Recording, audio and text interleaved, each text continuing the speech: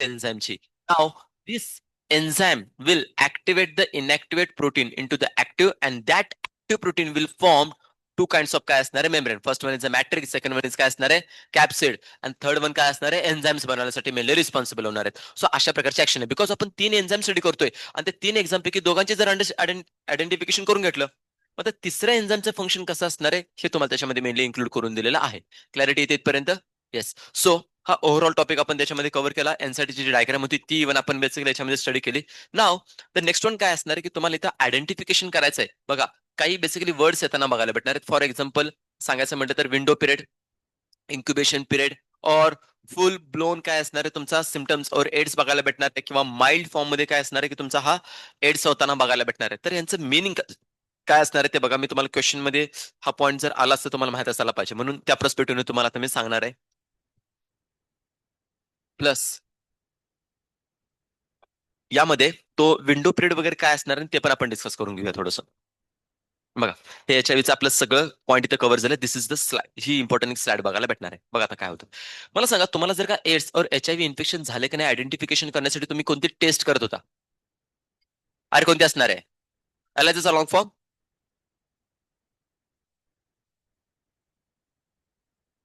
थांबा थांबा मृदूला सांगता सांग. सांग लवकर. ऐक नाही ऐक. बाईगस बोल लवकर. कुठला आहे काय का? प्रणिते बोल. बोल काय खाली नाही बघायचं इकडून बघून बोल. बोल दिव्या. हा डान डान डान डान डान डान बघितलं का? अँटीजन तिथं अँटीजन आहे का? काय संबंध अँटीजनचा? हा हो येते का? जाऊन द्या सर. पोहोचवलं ना शेवटपर्यंत ते जास्त मॅटर करतंय. अरे काय असणार आहे एन्झाईम लिंक्ड इम्युनो सॉर्बंट ऍसे राईट ना. तर या फॉर्म मध्ये काय असणार याचा लॉंग फॉर्म देण्यात ठेवून घ्या. एक्झाम साठी हा खूप इम्पॉर्टंट असणार आहे. बघा ज्यावेळी एखादा पर्सन राईट ना इन्फेक्टेड होणार आहे बाय द काय असणार आहे HIV व्हायरस, म्हणजे HIV व्हायरस बॉडीमध्ये एंट्री केलेले राईट ना. आता एंट्री केल्यानंतर अप टू 2 to 12 वीक्स पर्यंत जो टाइम पिरियड असणार आहे इज नथिंग बट काय असणार तुमचा विंडो पिरियड. आता विंडो पिरियडचं मिनिंग काय असतं म्हणून समजून घ्या की असा टाइम पिरियड की जिथं आपण अर्लियर स्टेजमध्ये व्हायरसचं आयडेंटिफिकेशन करू शकतो. राईट ना. समजा एखादा पर्सन असेल त्यानं जर का बेसिकली विषय विषय जर झाला असेल आणि त्याला समजलं की बाबा अननोन पर्सन होता, इन्फेक्शन होण्याचे चान्सेस जास्त आहेत, चला HIV काय करू शकतो माहितीये का आपण टेस्ट करून घेऊया. राईट ना. HIV टेस्ट करून घेऊया. राईट ना. तर आता HIV टेस्ट जर केली आणि त्याला जर का स्पेसिफिक HIV टेस्ट करण्यासाठी तो पहिला परफॉर्म काय करणार आहे एलाजा टेस्ट करणार आहे. ऑब्विसली आपण काय करतो की त्यांना एलाजा टेस्ट रेकमेंड करतो. सो या केसमध्ये समजून घ्या हा एक असा विंडो पिरियड आहे की जिथं बॉडीमध्ये HIVचं स्पेसिफिकली जे काय केलं जाणार आहे माहिती का नंबर असणार आहे व्हायरसचा नंबर कसा असणार आहे म्हणून कमी येताना बघायला भेटणार आहे. सो ऑब्विसली या व्हायरसच्या अगेन्स्ट अँटीबॉडीचं प्रोडक्शन पण कसं होणार आहे कमी होताना बघायला भेटणार आहे. म्हणजे अँटीबॉडीचं प्रोडक्शन कसं झालं माझं इथं कमी होणार आहे. आता अँटीबॉडीचं प्रोडक्शन कमी झालं का जास्त झालं आयडेंटिफिकेशन करण्यासाठी आपण टेस्ट कोणती करतो एलायझा. बघा इथं काय दिलंय enzyme linked immuno sorbent. So immuno हा रिप्रेझेंट कोणाला करतो बाळून माहितीये का की अँटीबॉडीसाठी. अँटीबॉडी स्पेशली आपण बघणार आहे. म्हणजे जनरली काय होतं बघा ज्यावेळी एलायझा टेक्निक आपण करत असतो ना त्यावेळी त्या पर्सनचं ब्लड घेतो राईट ना. ते ब्लड आपण बेसिकली काय असणार आहे अशा छोट्या छोट्या वायल्स असतात राईट ना. डिटेलमध्ये जास्त जात नाही पण तुम्हाला सांगू देतो थोडंसं. अशा काय असणार माहिती का वायल्स अशा टाकल्या जातात राईट ना. या फॉर्ममध्ये अशा वायल्स असणार आहेत आणि देन त्यानंतर तुम्ही याच्यामध्ये काय करता माहिती का सॅम्पल टाकून देणार कोणाचं ब्लड. ब्लड सॅम्पल तुम्ही टाकून दिलं. आता ब्लड सॅम्पल टाकून दिल्यानंतर डेफिनेटली या ब्लडमध्ये व्हायरस प्रेझेंट आहे इज नथिंग बट व्हायरसवरती अँटीजन प्रेझेंट आहे राईट ना. अँटीजन येताना बघायला भेटणार आहे. मग सॅम्पल तुम्ही काय केलं इथे पोर करून टाकलं तिन्ही ठिकाणी म्हणजे या सगळ्या टाकून टाकून दिलं. आता देन त्यानंतर तुम्ही काय करता माहितीये का याच्यावरती हा एलाचा टेस्ट परफॉर्म करण्यासाठी अँटीबॉडीची या स्पेसिफिकली काय असणार रिएक्शन बरोबर करताना बघायला भेटणार आहे. आता इमेजिन करा जर का स्पेसिफिकली एलाचं टेस्ट करत असताना अँटीबॉडीचं त्या अँटीजनच्या अगेन्स्ट अँटीबॉडीचं प्रोडक्शन जर जास्त झालं तर तुम्हाला आयडेंटिफिकेशन काय होतं माहितीये का की स्पेसिफिकली बघा अँटीजन अँटीबॉडी रिएक्शन व्हायला पाहिजे. अरे सॉर नो. अँटीजन अँटीबॉडी इथे रिएक्शन व्हायला पाहिजे. अँटीबॉडीची रिएक्शन जर जास्त झालं तर इथं सोल्युशनचा कलर चेंज होताना बघायला भेटणार आहे. राईट ना. तो कलर काय होतो कसा होतो याच्याबद्दल तुम्हाला काही स्टडी करायची गरज नाही. तुम्ही ज्यावेळी MBBS शिकायला जाल त्यावेळी तुम्हाला डेफिनेटली ही ELISA test western blot technique या सगळ्या तुम्हाला टीचिंग केल्या जाणार आहेत. बट आता इन जनरल फक्त समजून घ्या एलायझा टेक्निकमध्ये अँटीजन अँटीबॉडीची रिएक्शन होते. ओके. आता माझा सिंपल साधं म्हणणं आहे जितकं जास्त अँटीबॉडी तितकी जास्त रिएक्शन आणि तितका बेटर रिझल्ट. आणि जितके जास्त अँटीबॉडी म्हणजे तितके जास्त काय असणार आहे सांगा? अरे अँटीजन असणार आहेत ना, म्हणजे तितका जास्त HIV चा लोड बॉडीमध्ये जास्त असणार आहे. बट सुरुवात अशी आहे की जो पहिला टाइम पिरियड दिलाय कोणता? Window period. त्या विंडो पिरियड मध्ये 2 ते बेसिकली 12 वीक असतात ना, यांच्यामध्ये HIV चा लोड खूप कमी असतो. लोडचं मिनिंग मला काय म्हणायचं की HIV व्हायरसचा जो नंबर असणार तो खूप कमी असणार आहे. सो ऑब्व्हियसली त्याच्या अगेन्स्ट अँटीबॉडीचं जे कॉन्सन्ट्रेशन असणार आहे ते नॅनोग्रॅम पेक्षा पण कमी असतं बाळांनो. नॅनोग्राम पेक्षा कसं असणार आहे? कमी असणार आहे. आता इतकं जर का कमी सोल्युशन मध्ये म्हणजे इतकं जर का कमी अँटीबॉडीज असेल तर डेफिनेटली एलाचं टेक्निक इथं काय होणार आहे? निगेटिव्ह रिझल्ट देताना बघायला भेटणार आहे. आणि हा जर का निगेटिव्ह रिझल्ट जर आला तर त्या पर्सनला रिपोर्टमध्ये निगेटिव्ह जर राहतो तो रिलॅक्स होऊन जाणार आहे. राईट ना? तो पर्सन आता कसं रिलॅक्स होताना बघायला भेटणार आहे. आता या पर्सन जर का यानंतर ना नेक्स्ट सिम्पटम जे दिसणार आहेत 5 ते 10 वर्षानंतर दिसणार आहेत. या 5 ते 10 वर्षामध्ये त्यानं कितीतरी मल्टिपल पार्टनर्स बरोबर काय असणार फिजिकल रिलेशन ठेवलं असणार आहे. आता ते सगळेजण कोण झाले? HIV positive. Because of what? एक मिस्टेक की त्या पेशंटला तुम्ही काय रिझल्ट दिला? निगेटिव्ह. प्रॉब्लेम होतोय? प्रॉब्लेम समजतो का तुम्हाला काय चाललंय? ती फिमेल निगेटिव्ह नसताना पण पॉझिटिव्ह झाली. तिनं गावभर बेसिकली सगळ्यांना पसरवायचा प्रयत्न केला. इथं हा बाबा बेसिकली समजून घ्या की कसा तो पॉझिटिव्ह होता बट रिझल्ट मध्ये काय झालं? निगेटिव्ह आला. तर हा रिलॅक्स झाला, आता बिंदास झाला. त्यामुळे तो काय असणार आहे? मल्टिपल बेसिकली पार्टनर रिलेशन जर झालं तर डेफिनेटली ते सगळेजण पॉझिटिव्ह होताना बघायला भेटणार आहेत. बट आता या केसमध्ये काय होणार आहे माहिती आहे का की सर्टन टाइम पिरियड मध्ये क्यों काले दिख रहे हूँ काला तो काला ही दिखूंगा ना. किधर है भाई? भाई साहब. अरे कहा? तो फिर क्या हो गया?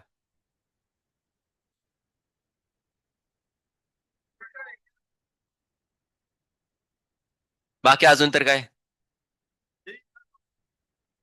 हा. नको नको.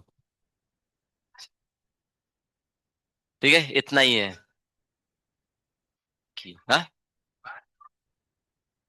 कॉम्बिनेशन. फाउंडेशन हो विसरलो फाउंडेशन घेऊन लावून. हा देते का तुझं?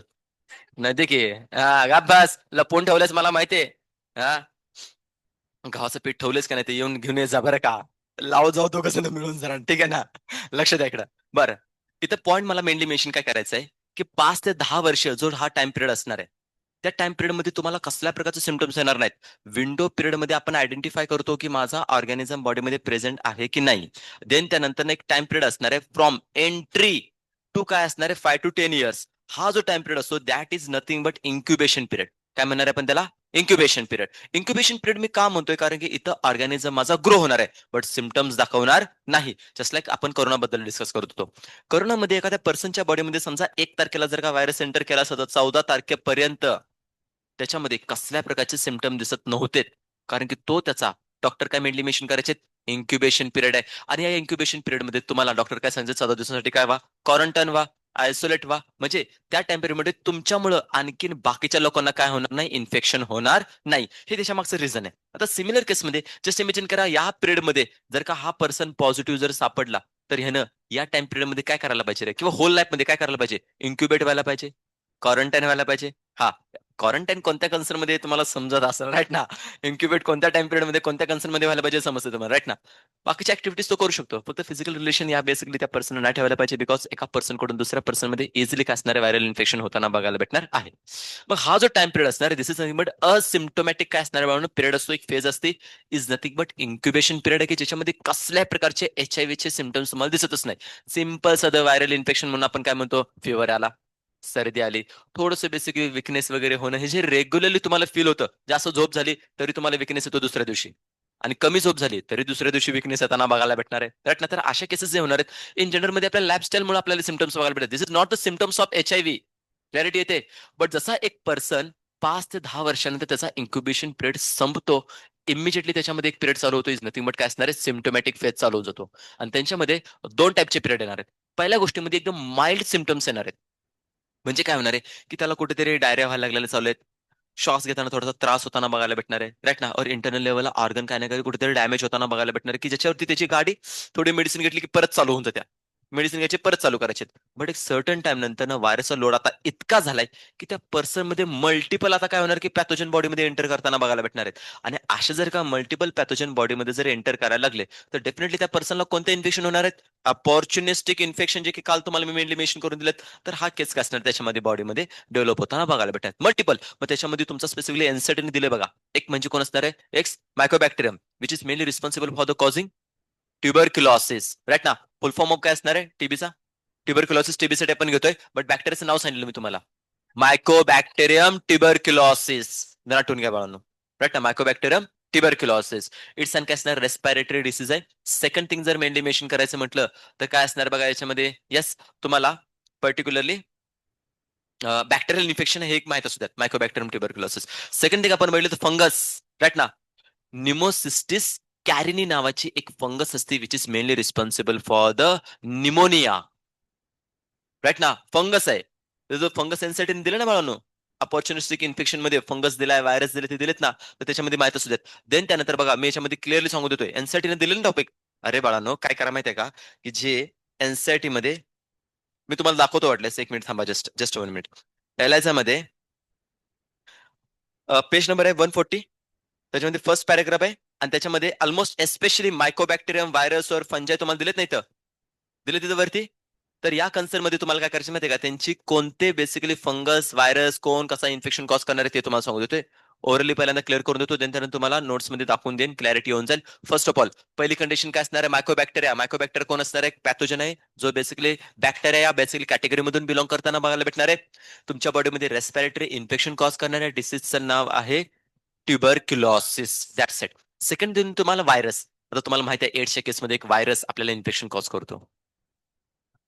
अरे काय कारट्यांनो, HIV व्हायरसचं इन्फेक्शन झाले की एड्स झालाय की? हा, हेपेटायटिस बी? नाही नाही नाही नाही, थांबा जरा थांबा, मी तुम्हाला कॅन्सर सांगितलेला एड्सच्या केसमध्ये. कापूस नाही ग काय? कापूस? हा, कॅपोसी सार्कोमा. काय सांगितलं होतं? Kaposi sarcoma is caused by the herpes virus. सांगितलं होतं तुम्हाला. जर सांगितलं नसल किंवा तुम्ही लिहिण्यासाठी जर का विसरला असेल तर नोट डाऊन करून टाका. Herpes virus is mainly responsible for the causing Kaposi sarcoma. Right? तरी कंडिशन तिथं मेनली माहित असू देत. सो इथं व्हायरस आला आपला. आता राहता राहिला कोण? एक फंगस दिलेले. तर निमोसिस्टिस कॅरिनी नावाची एक बेसिकली फंगस असते की जी कॅलिफोर्नियाच्या त्या बेसिकली पेशंट मध्ये आपल्याला काय भेटला होता? म्हणजे निमोनिया बेसिकली पेशंट बेसिकली सापडला होता बिकॉज ऑफ व्हॉट? दिस निमोसिस्टिस कॅरिनी नावाच्या बेसिकली काय असणार आहे? फंगसमुळे होताना बघायला भेटणार आहे. एक टोक्झोप्लाझम बेसिकली काय दिले बघा तुम्हाला, एक ऑर्गॅनिझम दिलं. राईट ना? सो टोक्झोप्लाझम इज नथिंग बट कोण असणार आहे बाळा? बाळांनो बघायला भेटणार आहे प्रोटोझोआ असतो. आणि हा आपल्या बॉडीमध्ये एक टाईपचं इन्फेक्शन कॉज करतो. नथिंग बट काय असणार आहे? Encephalitis. What is meaning of encephalitis? Yes, infection to काय असणार आहे? ब्रेन. तर या प्रॉपर्टी बेसिकली इथे इन्क्लूड करून दिलेत. मग आता इमॅजिन करा, हा जर का व्हायरस बॉडीमध्ये एंटर केलाय आणि विंडो पिरियड मध्ये जर का आयडेंटिफाय जर झाला नाही तर मल्टिपल पार्टनर्सला बेसिकली काय असणार आहे? इन्फेक्शन कॉज करणार आहे. मग इथं आपल्याला एक कन्फर्मेटरी टेस्ट करावं लागणार आहे. ही एक स्क्रीनिंग आहे. तिथं आपण काय करतो माहिती आहे? आयडेंटिफिकेशन करतो की व्हायरस आहे की नाही. बट त्यानंतर सगळ्यात महत्वाची टेस्ट आपण काय करायला पाहिजे? वेस्टर्न ब्लॉट टेक्निक और वेस्टर्न ब्लॉट टेस्ट करायला पाहिजे. इट्स अन कन्फर्मेटरी टेस्ट आहे. इथं 110% तुम्हाला कन्फर्म करून देणार आहे की व्हायरस बॉडीमध्ये आहे की नाही. व्हॉट एव्हर बॉडीमध्ये नॅनोग्राम पेक्षा बेसिकली जर अँटीबॉडी जरी बनलेत किंवा व्हायरसचा लोड जरी असला तरी चालेल. No issue. राईट ना? काही बेसिकली बॉडीमध्ये जर मेनली मेन्शन करायचं म्हटलं ना बाळांनो, तर आता ओव्हरऑल तुम्हाला एक गोष्ट सांगून देतो बघा. बॉडीमध्ये काय केलं जातं की तुमच्या बॉडीमध्ये ज्यावेळी एखादा बेसिकली बॅक्टेरिया व्हायरस ज्यावेळी एंटर करतो ना, तर तुमच्यामध्ये कन्व्हेन्शनल टेस्ट केल्या जातात. कन्व्हेन्शनल म्हणजे कसं? पारंपरिक टेस्ट केल्या जातात. काय करता तुम्ही त्याच्यामध्ये? इन जनरल मध्ये तुम्ही युज करता ब्लड और तुम्ही स्पुटम और युरिन हे तुम्ही युज करता. आणि त्याच्यातून तुम्ही काय करता माहितीये का? तुम्हाला पॅथोजन बॉडीमध्ये एंटर केलाय की नाही हे आयडेंटिफाय केलं जातं. समजतंय? ही कंडिशन येताना बघायला भेटणार आहे. बट या टेक्निक्स कन्व्हेन्शनल मेथड जे असतात ना, कुठे ना कुठेतरी फेल होतात. जस्ट लाईक इथे फेल झाली बघा. एलआयसी टेक्निक आपण परफॉर्म केली ब्लडचं सॅम्पल घेऊन, बट कशी झाली? निगेटिव्ह आली. मग इथं आपल्याला प्रोफेशनल काही बेसिकली कन्फर्मेटरी टेस्टच्या हाय लेवलच्या बघायला भेटणार आहे. इज नथिंग बट काय असणार आहे? वेस्टर्न ब्लॉट टेक्निक ही तुम्ही तिची परफॉर्म करायला पाहिजे. म्हणजे जेव्हा कधी एखादा पेशंट जर का तुमच्या जवळ आला, सर मला असं वाटतंय डॉक्टर साहेब विषय विषय झालेला आहे माझा आणि मला असं वाटतं की मी पॉझिटिव्ह होण्याचे चान्सेस जास्त आहेत, तर कृपया करून माझं बेसिकली ब्लड घ्या आणि टेस्ट करा पॉझिटिव्ह आहे की नाही. काय सजेस्ट कराल? एलायझा का western blot? Good. Western blot त्याला काय करायचे की आपण देऊन टाकायचे, राईट ना. सो विषय कधी झालाय ते पण जरा विचारा, टाइम पिरियड समोर समजून जाईल कुठं असणार आहे, किती असणार आहे, त्यानुसार तुम्ही आयडेंटिफाय करून घेऊ शकता, राईट ना. सो या फॉर्म मध्ये असणार आहेत. हा? काय माहिती आता तिला जर त्या पद्धती चालू होते तर अरे ती केस स्टडी होती रे, आणि त्या केस स्टडी मध्ये एवढ्या सगळ्या गोष्टी दिलेल्या नाहीत. काय हा, ते रिपोर्ट तर दुसराच होता ना. त्याच्यामध्ये रिपोर्ट टेस्ट कसं झालं काय झालं ते आपल्याला थोडी ना माहिती, तिचा तो रिपोर्ट नव्हता. बर, पॉईंट इथे समजलाय का? क्लिअर झाले? तुम्हाला एक्झाम मध्ये वर्ड कोणकोणते युज केले जाणार आहेत? ELISA test, western blot test असणार आहे विंडो पिरियड साठी, और असिम्टोमॅटिक, सिम्टोमॅटिक, और AIDS related mild form AIDS काय असणार आहे, आणि फुल बॉम्ब ब्लाउन काय असणार आहे, एड्स काय असणार आहे. हे काही वर्ड्स तुम्हाला एक्झामला किंवा क्वेश्चन सॉल्व्हिंग करताना बघायला भेटतील. सो यांचं मिनिंग अल्टिमेटली तुम्हाला तुम्ही इन्क्लूड करून दिलेलं आहे. समजलं का इथे काय सांगितलं जाते ते, राईट ना. You have to know the basically काय असणार this meaning of this all this words, right ना. ही कंडिशन दिलीत. नाव सगळ्या गोष्टी परत बाकीच्या सगळ्या सिंपल सिंपल फॉर्म देत. इन्क्युबेशन पिरियड की जिथे बेसिकली सिम्पटम्स तुम्हाला अपेअर्स होताना बघायला भेटत नाहीत, ही एक सुरुवात होताना बघायला भेटणार आहे. एंट्री बिटवीन द काय असणार आहे, पॅथोजन अँड अपीअरन्स ऑफ काय असणार सिम्पटम्स इज नथिंग बट किती 5 to 10 years. Asymptomatic period is nothing but काय असणार आहे, इन्क्युबेशन पिरियड. विंडो पिरियड मध्ये काय असणार आहे, जे इन्फेक्शन असणार ते लॅबोरेटरीमध्ये डिटेक्ट होण्याची एक बेसिकली टाइम पिरियड आहे, की ज्याच्यामध्ये आपण त्यांना आयडेंटिफाय करून घेऊ शकतो. फर्दर याच्यामध्ये काय असणार आहे की इन जनरल मध्ये प्रोग्रेशन जो असणार आहे टीएल पर्सेलचा बेसिकली डेथ होताना बघायला भेटणार आहे, आणि देन त्यानंतर हळूहळू काय असणार आहे तुम्हाला एड्स फुल्ली डेव्हलप होताना बघायला भेटणार आहे. एकदा जर का फुल ब्लाउंड एड्स जर झाला तर समजून घ्या इथं तुम्हाला मेजॉरिटी लेवलला खूप सारे इन्फेक्शन होतात. अपॉर्च्युनिस्टिक इन्फेक्शन आपण तिथे मेनली आयडेंटिफाय करून घेऊ शकतो. सो कम्प्लीट काय असणार आहे, स्मॉल एक नॉर्मल केसमध्ये काय असणार आहे तुम्हाला सिंपल फॉर्म मध्ये काय हे दिलेले आहेत, काय बरं म्हणतात त्याला, सिम्पटम्स दिले ते एनसेटेन आपण डिस्कस केलेले आहेत, की जे इरेग्युलर फॉर्म मध्ये फिअर होणं किंवा बेसिकली येस डायरिया होणं, वेट लॉस होणं, प्रोलॉंग बेसिकली कफ होणं लिम्फ नोड्स मध्ये, किंवा नाईट स्वेट्स वगैरे या सगळ्या कंडिशन ह्या इन जनरल मध्ये आपण आयडेंटिफाय करून घेऊ शकतो. अपॉर्च्युनिस्टिक इन्फेक्शन आपण बघितलं, ट्युबरक्युलोसिस, मायकोबॅक्टेरियम एवियम और काय असणार आहे मायकोबॅक्टेरियम ट्युबरक्युलोसिस, हा बेसिकली काय असणार आहे बॅक्टेरिया मेनली रिस्पॉन्सिबल असणार आहे. तर याच्याबद्दल एक माहिती असू द्यात. कॅन्डिडायसिस एक बेसिकली काय असणार आहे, कॅन्डिडा, कॅन्डिड, और तुम्ही बेसिकली वर्ड्स ऐकले असतील फंगसच्या केसमध्ये, तिथे फंगस एक मेनली रिस्पॉन्सिबल आहे. कॅन्डिडा अल्बिकन्स इन्फेक्शन कॉज करण्यासाठी, अल्सर ऑफ माउथ. आता मला सांगा जनरली अल्सर आपल्याला कशामुळे होतं, डिफिशियन्सी ऑफ काय असणार आहे, फॉलिक ऍसिड आणि एक विटॅमिन असते B12, काय असणार विटॅमिन B12. यांची जर का डिफिशियन्सी झाली तर तुम्हाला होणार आहे बाळांनो अल्सर, आणि ते अल्सर माउथ अल्सर जनरली होताना बघायला भेटणार आहेत. बट समजून घ्या याचं जर का अल्सर स्टमक पर्यंत जर का गेले बाळांनो, काही केसेसमध्ये बॅक्टेरिया मेनली रिस्पॉन्सिबल असतात. ऍस्कॅरिसिसच्या केसमध्ये और अमेबासिसच्या केसमध्ये सिच्युएशन अशी होती की त्या पेशंटमध्ये जर का त्याला ओव्हरकम केलं नाही तर ते ते अल्सर तुमच्या स्टमकला होणार आहेत. आणि एकदा जर का स्टमक अल्सर जर झाले तर हे अल्सर अल्टिमेटली परफोरेशन करतात आणि इंटरनल ब्लिडिंग चालू करतात, आणि त्याच्यामध्ये पर्सनची डेथ कंपल्सरी होताना बघायला भेटणार आहे. क्लॅरिटी येते? सो पॉईंट माहित असायला पाहिजे. सो बॉडीमध्ये समटाइम काय होतं बघा, सकाळी सकाळी उठल्यानंतर काही पर्सनला बेसिकली काय असतं माहिती आहे का, चहा प्यायची सवय असते. आता चहा पिल्यानंतर बॉडीमध्ये काय असणार आहे, ऍसिडिक कंडिशन वाढताना बघायला भेटणार आहे, आणि ते ऍसिड इव्हन काय करू शकतं माहितीये का, अल्सर कंडिशन स्टमकला आणि इव्हन काय असणार स्मॉल इंटेस्टाइनला लार्ज इंटेस्टाइनला पण क्रिएट करू शकतं. तो जेव्हा कधी सकाळी उठताय ना, सकाळी उठल्यानंतर पहिल्यांदा आपण पाणी प्यायला पाहिजे बाळांनो, कारण की बॉडीमध्ये रात्रीचा जो काही बेसिकली टेम्पररी डायजेशनचा प्रोसेस झाले ना, त्याच्यामध्ये ऍसिडिक लेवल बॉडीमध्ये वाढलेली असते, आणि तुम्ही जर का चहा टाकत असाल विषय संपला मग त्याच्यामध्ये. इट्स बेटर टू सकाळी उठल्या उठल्या पाणी प्यायला पाहिजे, एक अर्धा लिटर तरी पाणी प्या, आरामात भरून जातं, काय प्रॉब्लेम नाही, राईट ना. बेड टी घेण्याचे असतात बघा, कॉफी पाहिजे, बेड टी पाहिजे, तर अशा पेशंटचं काय होणार आहे, डेफिनेटली त्यांना असे डायजेस्ट सिस्टमचे प्रॉब्लेम होताना बघायला भेटणार आहेत. आहेत का कोणी असं की रेग्युलरली सर उठल्या उठल्या पहिल्यांदा पाणी पितो म्हणून? इज खरं का? उठलं की पहिल्यांदा तोंड बिळ चुळबिळ नाही करायची, त्यानंच पाणी प्यायचं. अरे तुम्हाला समजत नाही माहितीये का, चूळ भरायची नाहीये, ते डायरेक्ट पाणी जर का तुमच्या माउथ मध्ये जर एंटर करत स्टमक मध्ये, डायजेशन इम्प्रूव्ह होताना बघायला भेटणार आहे बाळांनो. आयुर्वेदिकच्या कन्सर्न मध्ये घ्या, तुम्ही काय ब्रश ब्रश करायला आणि ऑर्डर करून सगळं बाहेर फेकत नाही, तेच पाणी तुम्ही बेसिकली इंटेक करायला पाहिजे. बघा डायजेशनचे किती एकदम. मी एक एक बेसिकली थांबा, ट्रीटमेंट एक बेसिकली मी ऐकली होती बघा, की काही केसेसमध्ये स्किन फेशियल वगैरे करण्यासाठी आहे ना, सलावा बेसिकली लावताना बघायला भेटणार आहे मन. हा ना, लावताना बघायला भेटणार आहेत, राईट ना, सलायवा. हा, स्नेल, राईट ना. तर बघा फेशियल ट्रीटमेंटसाठी कोण काय करत सांगू शकत नाही, तर अशा केसेसमध्ये काय करत मध्ये होताना बघायला भेटणार, तमन्नानं बेसिकली सांगितलं ना, राईट. ऐकलं होतं तिचाच बेसिकली ऐकलं होतं. बर, नाव द नेक्स्ट वन एक्झाम्पल काय असणार आहे, निमोनिया, निमोसिस्टिस कॅरेनी, कोण असणार आहे बाळून, एक फंगस आहे, राईट ना, हाय पॉईंट बघितला. नाव द नेक्स्ट वन काय असणार आहे, कॅपोसिस सार्कोमा, कनेक्टिव्ह टिश्यूचा बेसिकली कॅन्सर येताना बघायला भेटणार which is caused by the herpes virus. Last one काय असणार आहे एन्सिफिलायटिस. टोक्झोप्लाझ्मा गोनोडी काय असणार आहे हा तुमच्यामध्ये एक ऑर्गॅनिझम मेले रिस्पॉन्सिबल आहे. राईट ना. गोनोडी गुंडी नाही रे, गोनोडी आहे ते. राईट ना. राईट ना. गोंडी राईट ना. गोंडी गोंडी गोंडी गुंडी बास. गुंडी तूच देणार ठेव. राईट ना. गोनोडी बेसिक गोंडी बेसिकली काय करायचं देणार ठेवून घ्या. हे तुमचे काय झाले की मेजॉरिटी लेवलला आपण काय केलेत की हे डिसीज काही बेसिकली कन्सर्न मध्ये घेतलेले आहेत की जे मेजॉरिटी लेवलला एड्सच्या कन्सर्न मध्ये त्या पर्सनला होऊ शकतात. ओके. अपॉर्च्युनिस्टिक डिसीजेस मेनली इथे इन्क्लूड करून दिलेत. क्लिअर होतंय. गोंडी हा.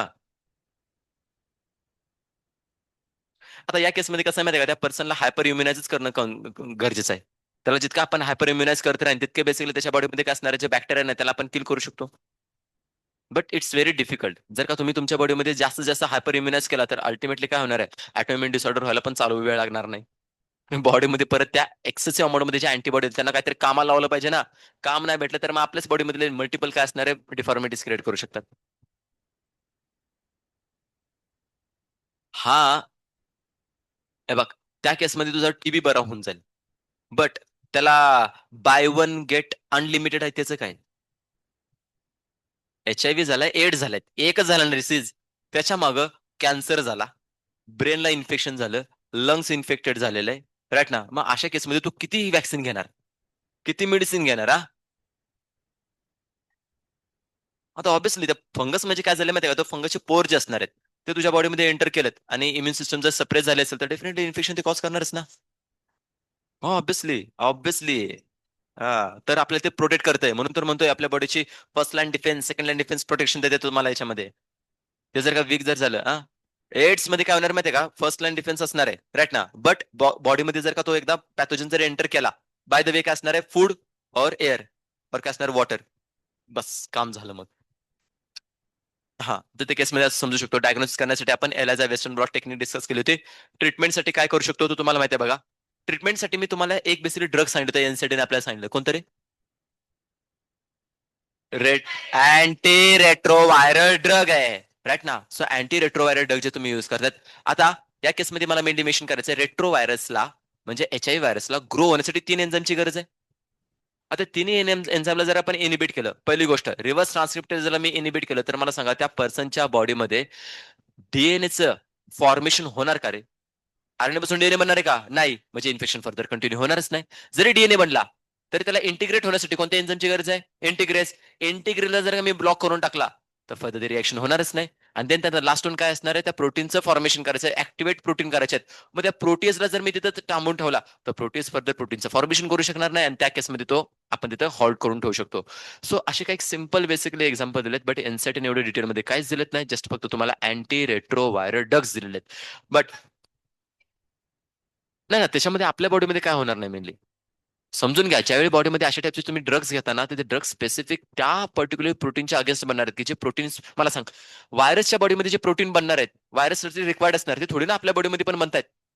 अरे अंडरस्टँड होते का. मग ते जे प्रोटीन असणार त्यांना इनिबिट करणारे काय असणार एन्झाईम आपण टाकून देतो ना की आपल्या प्रोटीनसाठी. असं नाही होते कधी. समजून घ्या पॉईंट माहिती क्लिअर होणं गरजेचं आहे.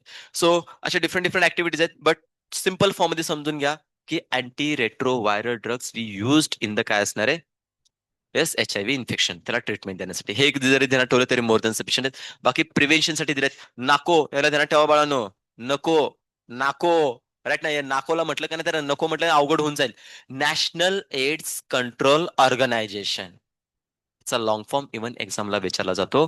तो माहित असायला पाहिजे नाको काय असणार आहे national AIDS control organisation. Come on AIDS day celebrate in a dash dash day. हा 1 डिसेंबर ऑलवेज ध्यानात ठेवून घ्या. कोणतं असणार आहे 1 डिसेंबर बेसिकली असणार आहे. कोणी आहे का डिसेंबरचा 1 डिसेंबरचा आपल्या इथे anybody is there. 1 December birthday वाला नाही ना. असं काही हिस्ट्री वगैरे काय आयडेंटिफाय नाही केलेली बट 1 डे ला बेसिकली काय केलं होतं की 1 डिसेंबरला ते आयडेंटिफिकेशन करून दिलं असणार. हा नको. म्हणून म्हणून मल्टिपल पार्टनर बरोबरच काय असणार की आपण कॉन्टॅक्ट मध्ये नाही जायला पाहिजे. राईट ना. सो असे काही तुम्हाला त्याच्यामध्ये दिलेले आहेत. सो इथं हा अल्टिमेटली काय असणार की तुम्हाला नोट वगैरे म्हणजे प्रिव्हेन्शन कसं करायचं तो एनसाईडचा जो कंटेंट आहे त्यालाच देऊन टाकलाय. नाव the next topic is nothing but काय असणार आहे कॅन्सर. काय असणार आहे कॅन्सर. ठीक आहे आपण स्टडी करूया आता कॅन्सर मधील बघा. लक्ष द्या आता इकडं. काय असणार आहे टॉपिकचं नाव असणार आहे बाळांनो कॅन्सर. ओके. हा हा कॅन्सर. आता इकडे लक्ष द्या एड्स मधून बाहेर पडलेलो आहे आपण आता आता कॅन्सरला कंटिन्यू करून घेतोय बघा.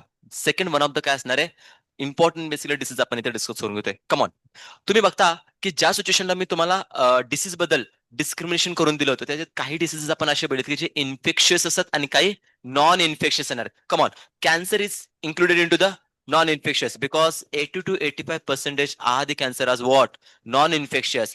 10 to 15% आर इन्फेक्शियस. आणि त्याच्यामध्ये मेनली रिस्पॉन्सिबल कोण असणार आहे ऑंको व्हायरस.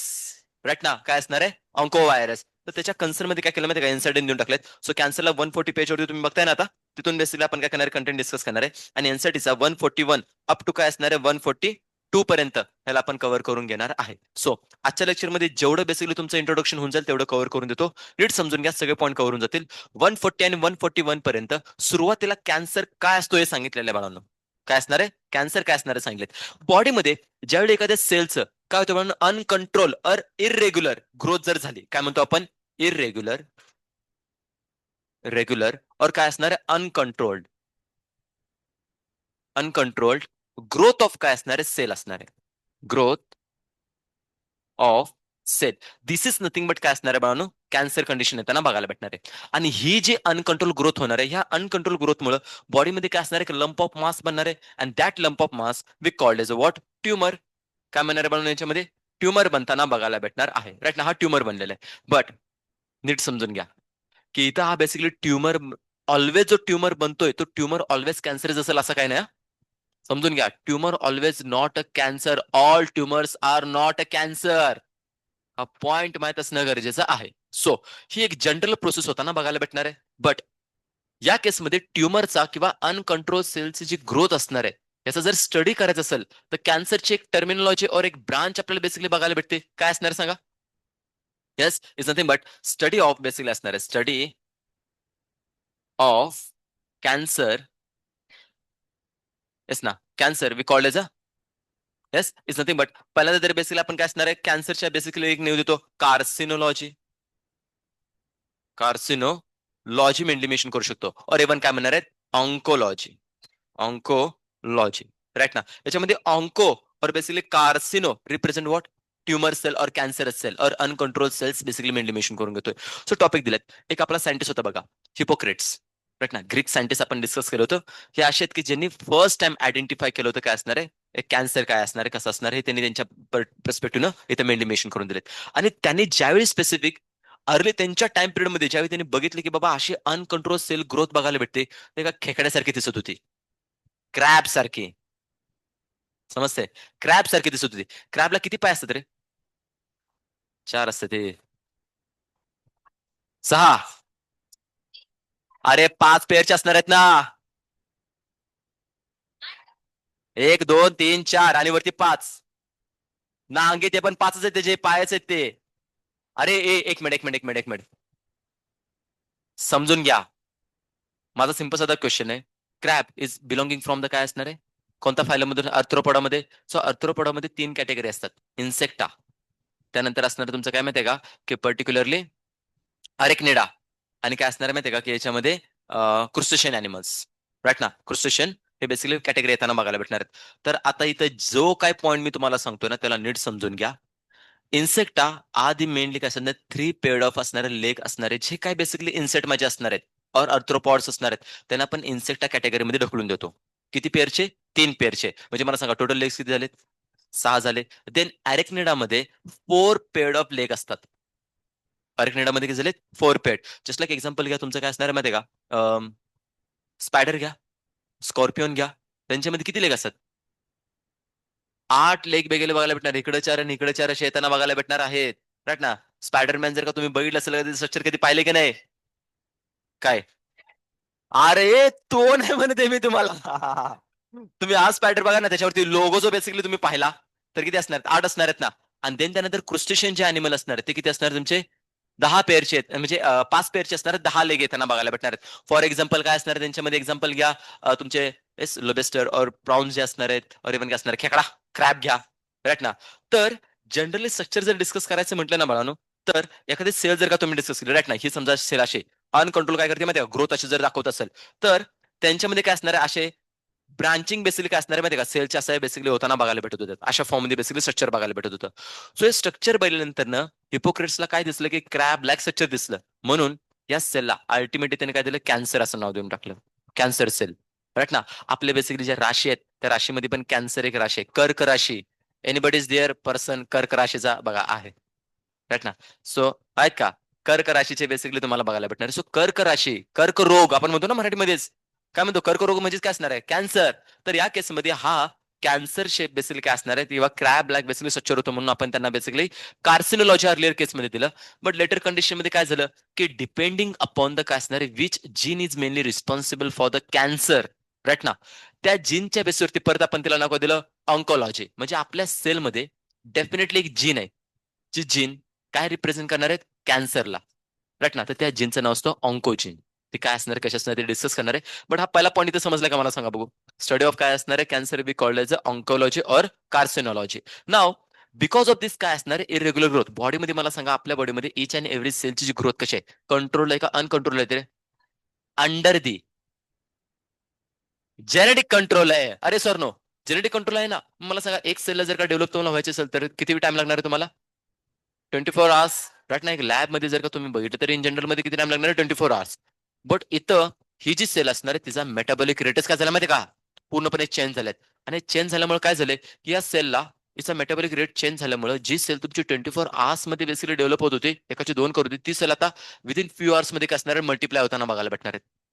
मग असे जर का तिचा ग्रोथ रेट वाढत असेल तर डेफिनेटली एका साईडला तुम्हाला अनकंट्रोल मास बघायला भेटणार आहे तोच आपला काय असणार आहे तो ट्युमर बनताना बघायला भेटणार आहे. बट ट्युमरच्या कन्सर्न मध्ये जर मी डिस्कस करायला गेलो तर ट्युमर काय असणार आहे कसं असणार आहे थोडं नीट समजून घ्या. Tumour all tumour are not a cancer mainly mention करतोय बाळून काय असणार आहे ऑल ट्युमर्स आर नॉट काय असणार आहे कॅन्सर.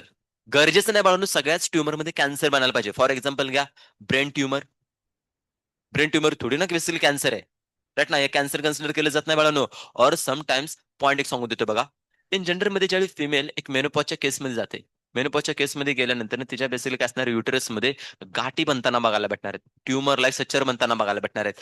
आणि सिस्ट और बेसिकली काय असणार अशा पूर्णपणे गाठी बनताना बघायला भेटणार आहेत. आणि त्या जर का गाठी प्रॉपर जर का टायमिंग मध्ये रिमूव्ह जर केल्या नाहीत तर मेनोपॉज झाल्यानंतरही त्या फिमेलमध्ये काय असणार आहे वजनल फ्लुइड रिझन काय असणार ब्लिडिंग होताना बघायला भेटणार आहे. आणि ते ब्लिडिंग नॉर्मल नसते बाळांनो एक्सेसिव्ह अमाऊंट मध्ये येताना बघायला भेटणार आहे. युटेरस वरती काय असणार आहे स्वेलिंग येताना बघायला भेटणार आहे. आणि या केसमध्ये जर का इन जनरल मध्ये सांगतोय खूप सारे बेसिकली काय असणार असे पेशंट मी पाहिलेले त्या बेसिकली जे नोड असतात लिटरली एवढ्या मोठ्या मोठ्या गाठी बनलेल्या असतात बाळांनो. अल्टिमेटली तुमच्याकडे एक मात्र ऑप्शन असतो सर्जरी. सर्जरी करून तुम्हाला ते ट्युमर रिमूव्ह करावं लागतात. सो तिथे ट्युमर झालेला आहे कॅन्सर झालेला नाहीये. एक एक्झाम्पल सांगतो बघा एक मी हा टॉपिक टीचिंग केला बरं का लास्ट टू लास्ट इयर मध्ये राईट ना. टॉपिक टीचिंग केला आणि टॉपिक टीचिंग केल्यानंतर मी सांगितले बाबा कॅन्सर आणि ट्युमर मध्ये काय डिफरन्शिएट असतात. तर एक स्टुडंट होतं तर स्टुडंटच्या बेसिकली मदरच्या मध्ये असा इश्यू क्रिएट झाला. तर त्या मदरला बेसिकली काय झालं मध्ये ऍडमिट केलं गेलं. आता ऍडमिट केल्यानंतर हे कार्टून तिथे गेलं राईट ना. आणि ऐकायला भेटलं की ट्युमर झाले बेसिकली युटरस जवळ कॅन्सर झालंय माझ्या आईला हा कॅन्सर झालाय. गावभर सगळं बोंबलत फिरायला लागलं कॅन्सर झालाय कॅन्सर झालाय म्हणून. त्या डॉक्टरने म्हटलं अरे काय कॅन्सर झालाय का ट्युमर आणि कॅन्सर मध्ये डिफरन्स आहे बाळा तुला कोणी सांगितले कॅन्सर असतं म्हणून. आता मी इथे क्लिअरली सांगतोय ट्युमर आणि कॅन्सर मध्ये डिफरन्स आहे. हा मी आता तेच म्हणतोय ना मी तर क्लिअरली सांगतोय बाबा all tumours are not a cancer. म्हणजे क्लिअर झाल्यानंतर ना समजायला पाहिजे ना सगळेच ट्युमर कॅन्सर बनणार आहेत का नाही राईट ना. ही केस करा की समजून घ्या इथं पण ट्युमर बनतो बाळानो माउथ कॅन्सर तंबाखू खाल्ल्यानंतर ना राईट ना. गॅटला कुठे तंबाखू गर्ल्स आपल्याकडे आहेत ना हा हो प्रॅक्टिस हो ना काय सांगू त्या दिवशी तू शिकून गेलास की राव. हा राव देत नाही तेच म्हणतोय. सो कंडिशन अशी असणार आहे हा. सो मला याच्यामध्ये काय म्हणायचं जो निकोटीन असणार आहे मेजरली रिस्पॉन्सिबल फॉर द काय असणार आहे ट्युमर. आता इथं जो ट्युमर बनणार आहे पण सो असे ट्युमर जे बनणार आहे ते ट्युमर इतके मोठे होतात. आता ह्या ट्युमर मध्ये हा काय झाला कॅन्सर झालेला आहे माउथ कॅन्सर झाला. मग मला सांगा इथं ट्युमर बनला कॅन्सर झाला बट ब्रेन मध्ये जो ट्युमर बनला तो कॅन्सर बनला का? नाही. युटरस मध्ये जे ट्युमर बनले ते कॅन्सर बनलेत का? नाही. तर या प्रोसेसमध्ये थोडंसं नीट समजून घ्या. All tumours are not a cancer. या कंडिशन मध्ये आपण बेसिकली डिस्कस करू शकतो. आणि गरजेचं नाही सगळ्याच कॅन्सर मध्ये ट्युमर बनायला पाहिजे. राईट ना. It's not required all cancer have tumour. Right ना. हा एक पॉईंट तुम्हाला मेनली मेन्शन करून घ्या. It not required. It's not required. काय रिक्वायर्ड नाही? To all cancer have a to all cancer have a tumour. Right ना. सगळ्यांच्या मध्ये ट्युमर बनायला पाहिजे अशातला पण काय भानगड नाहीये. बिकॉज बॉडीमध्ये बेसिकली असे काही कॅन्सर आहेत की ज्यांच्यामध्ये ट्युमर बनतच नाहीत. For example blood cancer. Right right, एकदम परफेक्ट आन्सर आहे बघा. Blood cancer. आणि त्या ब्लड कॅन्सर मध्ये दोन एक्झाम्पल तुम्हाला डेफिनेटली माहित असतील. हा, पहिला काय असणार आहे? Sickle cell anaemia. राईट ना. अॅनिमिया इथे बेसिकली बनताना बघायला भेटणार आहे. Sickle cell anaemia. And now next one is leukaemia. Leukaemia बनताना बघायला भेटणार आहे ना. ल्युकेमिया एक मेनली मेन्शन करून घेतो. सो इथे जे काही मी बेसिकली डिसीज मेनली मेन्शन करून घेतो त्यांना नीट समजून घ्या. ल्युकेमिया जो बनलेला आहे. आता first of all yes, sickle cell anaemia is concern with which cell? RBC. Right ना. आरबीसीच्या कन्सर्न मध्ये येणार आहे. आणि ल्युकेमिया डब्ल्यूबीसीच्या कन्सर्न मध्ये येताना बघायला भेटणार आहे. राईट. सो आता माझा सिंपल साधा क्वेश्चन आहे. सांगा, number of RBC during the basically sickle cell anaemia is what? Increase or decreases? Increases or decreases? Anaemic condition झालेले बाळांनो. अॅनिमेटिक कंडिशन झालेले. इथं दोन वर्ड आहेत. एक तर काय असणार आहे सिक्कल आणि दुसरा काय असणार आहे अॅनिमिया. सिक्कलचं मिनिंग समजा खुरप. राईट ना. हा, घरामध्ये जर का डिस्कस केलं तर पर्टिक्युलर आपण बघा रानामध्ये थोडा हे काढण्यासाठी गवत काढण्यासाठी आपण खुरप युज करतो ना. राईट ना. तर ते खुरप जे असणार वेळा वेळा हा त्याचा शेपचं काय होतं माहिती का? आरबीसी बनताना बघायला भेटणार आहे. इन जनरल मध्ये आरबीसी तुम्हाला राऊंड बघायला भेटणार आहे. बट आता शेप कसा झाला? सिक्कल शेप येताना बघायला भेटणार आहे या फॉर्म मध्ये. चंद्राची अर्धी कोर आपली करंजी या शेप मध्ये येताना बघायला भेटणार. राईट ना. तर सिक्कल शेप मिळून काय होणार आहे? येणार बघायला भेटणार. अॅनिमेचं मिनिंग काय म्हणतं? Number of RBC will decreases. So number इथं काय होताना बघायला भेटणार? म्हणून कमी होताना बघायला भेटणार आहे. हा पॉईंट समजून घ्या. Now the next one. डब्ल्यूबीसीच्या केसमध्ये काय होतं रे? हा, इन्क्रीज होताना बघायला भेटणार आहे. सांगा, normal range of WBC in our blood. But आता सिच्युएशन मला सांगा, इथं नंबर काय होणार आहे? वाढणार आहे. Above what? हा, येस, मोर दॅन काय असणार आहे बाळांनो? 1 लाख. हा बेसिकली माहित असू द्या. 1 लाख पेक्षा जर का नंबर जर झाला तर समजून घ्या याच्यामध्ये काय असणार आहे तुम्हाला झालेला आहे ल्युकेमिया. आता महत्वाची गोष्ट, ह्या दोन्ही कॅन्सर मध्ये तुम्हाला ट्युमर बनलाय का रे? ट्युमर बनलाय का? नाही. एका कॅन्सरमध्ये आरबीसीचा नंबर कमी झालाय आणि दुसऱ्यामध्ये डब्ल्यूबीसीचा नंबर वाढलेला आहे. ट्युमर कुठं बनलेलंच नाही. म्हणजे हे जे दोन स्टेटमेंट मी तुम्हाला सांगितलेत आणि त्यांच्या कन्सर्न मध्ये जे काही तुम्हाला मी एक्झाम्पल दिलेत हे क्लिअर होतात का मला सांगा? All tumours are not cancer and all cancer right ना डोंट हॅव काय असणार म्हणजे कंपल्सरी नाही. नॉट रिक्वायर्ड टू काय असणार? All cancer have tumour. हे काय गरजेचे नाहीत. त्यांचं सिंपल असं मिनिंग आता क्लिअर झालेलं आहे. सो इथं आपण हा टॉपिक काय करू शकतो की एक कव्हर करताना बघायला भेटणार आहे. सो कॅन्सरचा स्टडी करण्याच्या प्रोसेसला काय म्हणतो ते क्लिअर करून दिलं. त्यानंतर ट्युमरचे जे काही कन्फ्युजन मोस्टली तुम्हाला होताना बघायला भेटणार आहे ते तुम्हाला याच्यामध्ये मी क्लिअर करून टाकलेले आहेत. आणि हा क्वेश्चन 2023च्या बोर्डच्या एक्झामला होता बाळांनो. बोर्डच्या एक्झामला हा क्वेश्चन होता. समजतंय? सोय माहित असायला पाहिजे की ल्युकेमिया एक तुम्हाला बेसिकली डिसीज कधी कॉज केला जातो हे माहित असणं गरजेचं आहे. Now how this basically cancer is caused और कसा बेसिकली डेव्हलप होतो बॉडीमध्ये ते आपण थोडंसं याच्यामध्ये मेनली डिस्कस करून घेऊया. येस. हा, कॅन्सर. कॅन्सर बेसिकली जो मेनली मेन्शन करून दिला जाणार आहे हे बघा. आता या केसमध्ये कॅन्सर जे होताना बघायला भेटणार आहेत डेफिनेटली काय असणार आहे ते तुम्हाला जेनेटिकली डिसऑर्डर पण होताना बघायला भेटणार आहेत. कॅन्सरच्या केसमध्ये होऊ शकतात असे. सिकल सेल एनिमिया जर घेतला तर काय असणार? कॅन्सरच बघायला भेटणार. ब्लड कॅन्सर आहे तर तो एका पर्सन मधून दुसऱ्या पर्सन मध्ये ट्रान्समिट होतोय ना. बाहेर काय असणार जेनेटिकली? अशा केसेस पण होऊ शकतात. But most of the chances जे काय स्पेसिफिकली आपण कॅन्सर स्टडी करतो ते कोणते असणार? Non infectious. नॉन इन्फेक्शियस मध्ये काही कार्सिनोजेनिक कंपाऊंड रिस्पॉन्सिबल आहेत. तर हे कसं होतं काय होतं समजून घ्या. Now we will study about the काय असणार एक नॉर्मल सेल. इकडे लक्ष द्या. हे मेकॅनिझम अंडरस्टँड होणं गरजेचं की कशी कोणती जीन कशी डेव्हलप होताना बघायला भेटणार आहे. एक सेल जर का तुम्ही डिस्कस केली या सेलमध्ये नॉर्मल सेल बघायला भेटणार आहे. या नॉर्मल सेलमध्ये ऑब्व्हियसली काय असणार तुमचा इथं पर्टिक्युलरली एक न्यूक्लियस आपण इथे डिस्कस करून घेतोय. आणि न्यूक्लियसच्या आत जर डिस्कस करायला गेलो तर डेफिनेटली काय असणार आहे, आपला इथं असा डीएनए येताना बघायला भेटणार आहे. अरे सर नो. आणि डीएनए वरती काय प्रेझेंट असते, जीन. तर इथं दोन टाईपच्या जीन मी बेसिकली काय करतोय माहिती, इथं हायलाइट करून देतोय. Now the first one gene here is, right ना, एक जीन इथं आपण डिस्कस करून घ्या आणि दुसरी जीन तुम्हाला इथे मेनली मेन्शन करून घेतो. म्हणजे समजून घ्या, बॉडीमध्ये कॅन्सर डेव्हलप होणं न होणं हे सगळं डिपेंड करतं on the basis of this two genes. Okay, so first gene we called as एनसाठी वर्ड देते बघा, पेज नंबर आहे तुमचं 141. पॅराग्राफचा एंड जर बघितला, सेकंड पॅराग्राफ मध्ये जर तुम्ही बघायला गेला तर तुम्हाला त्याच्यामध्ये भेटून जाईल बरं का. काय नाव दिलं बघा, सेल्युलर ऑन्कोजीन दिलं, असं काय, सेल्युलर ऑन्कोजीन असं मेनली मेन्शन करून घेतो. और तिला अजून एक म्हणतो आपण प्रोटो ऑन्कोजीन. काय म्हणणार आहे, प्रोटो ऑन्कोजीन, राईट ना, असं मेनली मेन्शन केलं जातं. और तिला आपण असं म्हणू शकतो सी ऑन्कोजीन, ऑन्कोजीन असं मेनली मेन्शन करून दिलं जाणार आहे, राईट ना. आता समजून घ्या याचं मिनिंग काय बनणार आहे बाळांनो, की बॉडीमध्ये तुमच्या इच अँड एव्हरी सेलमध्ये काय असणारे जीन प्रेझेंट आहेत. म्हणजे तुम्ही हाताची घ्या, चिकची घ्या, और काय असणार आहे जेनेटलचा कोणताही रिजन घ्या, कुठलाही बेसिकली पार्ट असतात. कारण की आज जर तुम्ही डिस्कस केलं ना बाळांनो, लहानापासून ते मोठ्यापर्यंत कोणालाही कसल्याही टाईपचा कॅन्सर होतोय. कोणाला माउथ कॅन्सर होतो, कोणाला लंग, कोणाला लिव्हर, कोणाला बेसिकली प्रोस्टेट, कोणाला ब्रेस्ट, कोणाला बेसिकली डिफरंट डिफरंट टाईपचे कॅन्सर होताना बघायला भेटणार आहेत. सो आपल्या बॉडीच्या इच अँड एव्हरी सेलमध्ये पहिली कोणती जीन बघायला भेटणार आहे, सेल्युलर ऑन्कोजीन.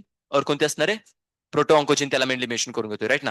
और तिला आपण सी ऑन्कोजीन पण असं मेनली मेन्शन करतोय. नाव द सेकंड वन जे असणार आहे, ट्युमर सप्रेसर जीन, ही एक येताना बघायला भेटणार. नाव दिस वन काय असणार आहे, ट्युमर, ट्युमर सप्रेसर काय असणार आहे, जीन येताना बघायला भेटणार आहे. ही एक तुम्हाला मेनली मेन्शन करून दिले. पॉईंट समजतोय, म्हणजे बॉडीमध्ये जर का बेसिकली ट्युमर जर जनरेट व्हायला लागला तर त्याला सप्रेस करण्याचं काम ह्या जीनचं येताना बघायला भेटणार आहे. क्लॅरिटी ते. त्यामुळं बॉडीमध्ये जरी तुमच्या सेलची अनकंट्रोल ग्रोथ जरी व्हायला लागली, ट्युमर जरी बनायला लागला, तर इमिजिएटली जीन काय करणार आहे माहिती आहे का, त्याच्यातले काही एन्झाईम सिक्रेट करणार आहे, तिथं तुमचं मेटाबॉलिझम जे चालू आहे, त्याची जी ग्रोथ चालू आहे, डिव्हिजन चालू आहे, त्याला सप्रेस करताना बघायला भेटणार आहे. त्यामुळे बॉडीमध्ये इतक्या सिस्टमॅटिकली बाय द जेनेटिक कंट्रोलच्या थ्रू बॉडीमध्ये काय असणार, तुमचं सेलचं डिव्हिजन होत आहे. बट विषय असा होतोय, जर का पर्टिक्युलरली या या जीनच्या कॉन्टॅक्टमध्ये एखादा जर का कार्सिनोजेनिक कंपाऊंड जर आला, आता carcinogenic compound is nothing but काय असणार आहे, जे कॅन्सर कॉज करणारे बेसिकली काय असणार आहेत, कंपाऊंड येताना बघायला भेटणार आहेत. मग त्याच्यामुळे आपल्या बॉडीमध्ये ही जी बेसिकली नॉर्मल सेल आहे त्यांना बघायला भेटणार आहे. कोणती सेल असणार आहे, ही नॉर्मल सेल होताना बघायला भेटणार आहे. हीच नॉर्मल सेल फर्दर डेव्हलप होताना बघायला भेटणार कॅन्सरस सेलमध्ये, और कोणत्या, ट्युमर सेलमध्ये डेव्हलप होताना बघायला भेटणार आहे. तरी प्रॉपर्टी इथे मेनली मेन्शन करून देतोय, नीट समजून घ्या. नाव इन द कॉन्टॅक्ट ऑफ काय असणार आहे स्पेसिफिकली, येस, नॉर्मल सेल जी असणार आहे कार्सिनोजेनच्या कंपाऊंड मध्ये आल्यामुळे हीच सेल अल्टिमेटली माझी डेव्हलप होताना बघायला भेटणार आहे. कशामध्ये, कॅन्सर सेलमध्ये डेव्हलप होताना बघायला भेटणार आहे. बघा हीच सेल जी असणार आहे कशी झाली, तुमचे कॅन्सर सेल बनलेले आहेत. औ दमट झाले, फॅन बिन लावा. तुम्हाला जर का असं वाटत असेल तर, गरजेचं असेल तर लावा फॅन.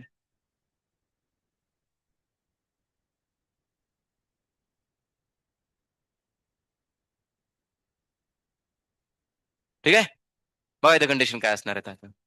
सिच्युएशन अशी झाली, ही जी नॉर्मल सेल होती, this normal cell will convert in to the what, yes, cancerous cell और कॅन्सर सेल. और मेनली मेन्शन करू शकतो आपण तिला ट्युमर सेल, मेनली मेन्शन करून घेतो. काय असणार आहे, ट्युमर सेल इथं काय असणार, डेव्हलप होताना बघायला भेटणार. हा पॉईंट समजतोय. आता ही बेसिकली जीन किंवा बेसिकली याचं स्ट्रक्चर कसं डेव्हलप झालं हे अंडरस्टँड करून घेणं गरजेचं, बिकॉज एनसेटीने क्लिअरली मेन्शन करून दिलेत, जी सी ऑन्कोजीन होती तिचं कन्वर्ट झाले व्ही ऑन्कोजीन मध्ये, is nothing but viral oncogene. दिलं असं काय, व्हायरल ऑन्कोजीन भेटते तुम्हाला. पॅराग्राफ जर का तुम्ही स्टडी केला सेकंड पॅराग्राफ, तर तुम्हाला भेटून जाईल बघा काय दिलं, एनसीटीने क्लिअरली मेन्शन करून दिले. So c oncogene is converted to the viral oncogene. म्हणजे हा जो तुमचा न्यूक्लियस होता, या न्यूक्लियसच्या आत जो डीएनए होता, राईट ना, हा जो नॉर्मल तुम्ही डीएनए डिस्कस करत होता, ह्या डीएनए वरती जी जीन होती कोणती, c oncogene. Now this c oncogene now converted in to the काय असणार आहे, येस पर्टिक्युलर मेनली मेन्शन करतोय व्ही ऑन्कोजीन, और मेनली मेन्शन करतो viral oncogene. Viral onco gene मध्ये कन्वर्ट होताना बघायला भेटणार आहे. अंडरस्टँड होते का रे बाळांनो याच्यामध्ये, राईट ना. आता तुम्ही म्हणाल की सर व्ही ऑन्कोजीनच व्हायरल ऑन्कोजीनच का बरं नाव दिलं, तुम्ही तर मेनली म्हणता की 80 to 85% of the cancer is caused by the non infectious agent. मग याच्यामध्ये आपण काय घेतलं, हिपोक्रेटने ज्यावेळी बेसिकली आयडेंटिफाय केलं होतं ना, त्याला व्हायरस हा बेसिकली आयडेंटिफाय झाला होता. आणि तो व्हायरस कोणता होता, ऑन्को व्हायरस. म्हणून या जीनला इव्हन त्याने तेच नाव दिलं. आणि व्हायरसमुळे काय झालं की व्हायरस कॅन्सर कॉज झाला, म्हणून त्या बेसिकली जीनला पण नाव दिलं व्हायरल ऑन्कोजीन असं नाव दिलेलं आहे. सो या कन्सर्न मध्ये त्यांचे बेसिक रिझन आहे त्यांना बघायला भेटणार आहेत. हे पर्स्पेक्टिव्हने फक्त काय करा की मेनली माहित असू द्यात. अंडरस्टँड होते, क्लिअर होते. म्हणजे जी एक बेसिकली नॉर्मल सेल होती, now it converted in to the what, cancerous cell. म्हणजे मला सांगा, इथं कुठे ना कुठेतरी नॉर्मल सेलचं ट्रान्सफॉर्मेशन झालेलं आहे, राईट ना. तर या ट्रान्सफॉर्मेशनला एनसीटी वर्ड काय देते माहितीये का, न्यूओप्लाझम और न्यूओप्लास्टिक ट्रान्सफॉर्मेशन असं काहीतरी वर्ड देते बघा एनसीटी. बघा एनसीटी मध्ये इच अँड एव्हरी वर्ड जो असणार आहे न्यूओप्लाझम और न्यूओप्लास्टिक ट्रान्सफॉर्मेशन असं बेसिकली इथं बघायला भेटणार आहे. सो त्या वर्डला हायलाइट करून ठेवा बाळांनो. म्हणजे नाव this normal cell is converted into what, yes, transformation. और इथं काय असणार, कॅन्सरस सेल. और काय असणार मेनली मेन्शन करू शकतो आपण, और न्यूओप्लास्टिक ट्रान्सफॉर्मेशन असं मेनली मेन्शन करू शकतो. न्यू प्लास्टिक काय असणार आहे, ट्रान्सफॉर्मेशन.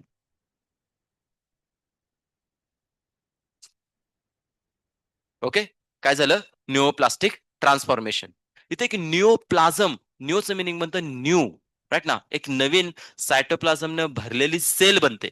सो ही जी नॉर्मल सेल होती तिचं न्यूओप्लास्टिक ट्रान्सफॉर्मेशन झालं आणि अल्टिमेटली कॅन्सर सेल बनली और एक ट्युमर सेल बनली. आता हे होण्यासाठी कुठले ना कुठले तरी फॅक्टर रिस्पॉन्सिबल असणार आहेत. So that factor we called is a carcinogenic factor और कार्सिनोजेनिक कंपाऊंड, राईट ना. So transformation because of what, because of, mainly mention करूया, येस ना, बिकॉज ऑफ कार्सिनोजेनिक कंपाऊंड. काय असणार आहे, कार्सिनोजेनिक कंपाऊंड, कार्सिजेनिक कंपाऊंड. आता कार्सिनोजेनिक कंपाऊंडचं तुम्हाला डेफिनेशन सिंपल साठी समज असणार, the compound which is mainly responsible for the cancer causing, right ना. कॅन्सर कॉज करणारे जे काही कंपाऊंड असणार आहेत, फॅक्टर असणार आहेत, त्यांना मेनली मेन्शन करतो आपण कार्सिनोजेनिक कंपाऊंड. एनसीटीने या कार्सिनोजेनिक कंपाऊंडच्या कन्सर्न मध्ये तुम्हाला काही बेसिकली टाइप्स दिलेले आहेत. पहिला दिला एक फिजिकल. फिजिकल बेसिकली असणार आहेत कार्सिनोजेनिक कंपाऊंड इथे रिस्पॉन्सिबल असताना बघायला भेटणार, काय असणार आहे, फिजिकल असू शकतो. और इव्हन काय असणार आहे, केमिकल येताना बघायला भेटणार आहेत. और इव्हन काय असणार तुम्हाला यांच्यामध्ये बायोलॉजिकल येताना बघायला भेटणार आहेत. और इव्हन काय असणार यांच्यामध्ये तुम्हाला रेडिएशन काही रिस्पॉन्सिबल असताना बघायला भेटणार आहेत. हा, एनसीटी मध्ये डिटेक्शनच्या कन्सर्न मध्ये तुम्हाला इथे भेटेल बघा, लास्ट पॅराग्राफ मध्ये दिलेले आहेत बघा याच्यामध्ये, कॅन्सरोजेनिक्स, राईट ना. कार्सिनोजेन्स दिलेत नाही त्याच्यामध्ये, राईट ना. तर तिथं बघा पहिले बेसिकली दिलेत कॉज ऑफ कॅन्सर मध्ये transformation of normal cell into the cancerous असणार न्यूओप्लास्टिक सेल, राईट ना. न्यूओप्लास्टिक ट्रान्सफॉर्मेशन और न्यूओप्लास्टिक सेल्स इथं बनताना बघायला भेटणार बिकॉज ऑफ व्हॉट, दिले induced by the physical, chemical और बायोलॉजिकल एजंट्स, राईट ना. हे तुम्हाला देऊन टाकलेत.